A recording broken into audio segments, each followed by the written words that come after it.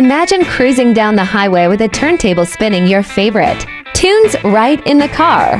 While it sounds like a scene from a sci-fi movie or an eccentric retro fantasy, in-car record players were a very real innovation.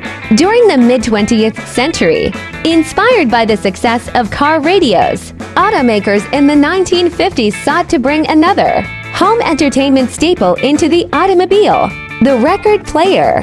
Though short-lived, these in-car phonographs marked the automotive industry's first attempt to let drivers and passengers curate their own music playlists on the go. A groundbreaking idea in an era before cassettes tapes, CDs, or digital streaming. The first in-car record player, the Highway Hi-Fi, was nothing short of revolutionary. Developed by Dr. Peter Goldmark, head of CBS Laboratories and the inventor of the 33 1/3 RPM long-playing LP record, the Highway Hi-Fi was initially offered as a factory-installed option in Chrysler vehicles. It was designed to solve a fundamental challenge: how to adapt records, with their fragile grooves and large sizes, to the unpredictable environment of a moving car.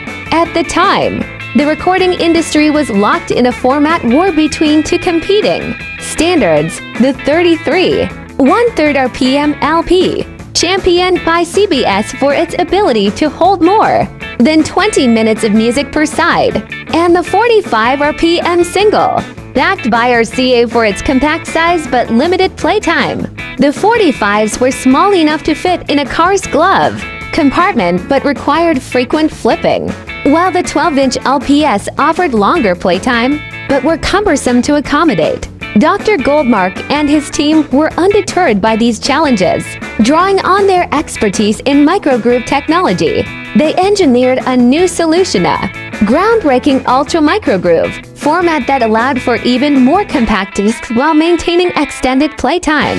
To solve the issue of size and playtime, they slowed the turntable speed to 16 2/3 RPM, half the speed of a standard LP, allowing 7-inch records to hold as much music as a full-sized 12-inch LP. The system underwent rigorous testing in the lab, where it achieved excellent sound fidelity, and was later tested in Goldmark's personal Chrysler. By designing a sprung enclosure around the turntable and increasing the downward pressure on the stylus, the system was tuned to minimize skipping, even on rough roads.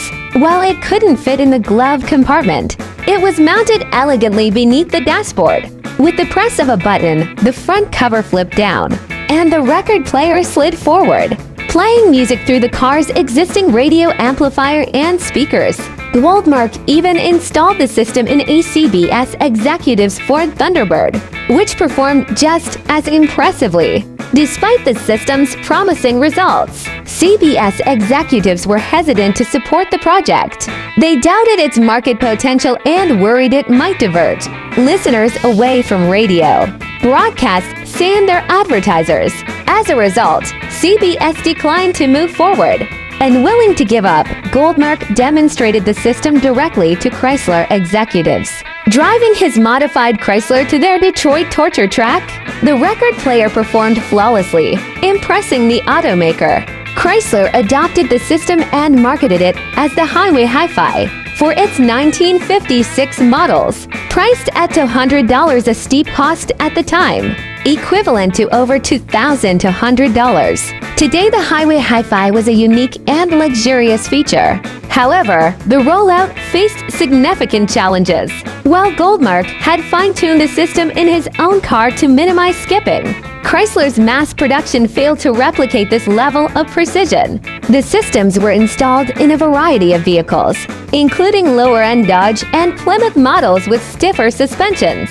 These less forgiving setups led to frequent skipping, frustrating customers and resulting in a surge of warranty claims. What began as an innovative leap forward ultimately faltered under inconsistent execution and poor adaptation across different vehicle models. By 1959, the Highway Hi-Fi system was discontinued, but Chrysler wasn't ready to abandon its pursuit of in-car personalized music. In 1960 and 1961, the company introduced the RCA Auto Victrola, a turntable capable of playing a stack of up to 14 standard 45 RPM singles. While it still struggled with skipping on rough roads, the system undoubtedly was an improvement. Across the Atlantic, the Philips Mignon, sometimes branded as Auto Mignon or sold in the US under the Norelco name, became the preferred automotive record player. The system gained fame when each member of the Beatles reportedly installed one in their cars, with George Harrison famously photographed using the Mignon in his Jaguar E-Type. The Mignon stood out for its sleek, compact design and practicality. Unlike its American counterparts, it didn't require specially designed records. Instead, standard 45 RPM singles could be inserted directly into a slot on the front, a feature remarkably ahead of its time, foreshadowing the functionality of in-dash CD players decades later. However, the system's one record capacity meant frequent interruptions, requiring users to swap singles regularly for continuous music during longer drives. Then came taped music, a game-changing innovation that revolutionized in-car entertainment and ended the road for automotive record players. Please subscribe this channel.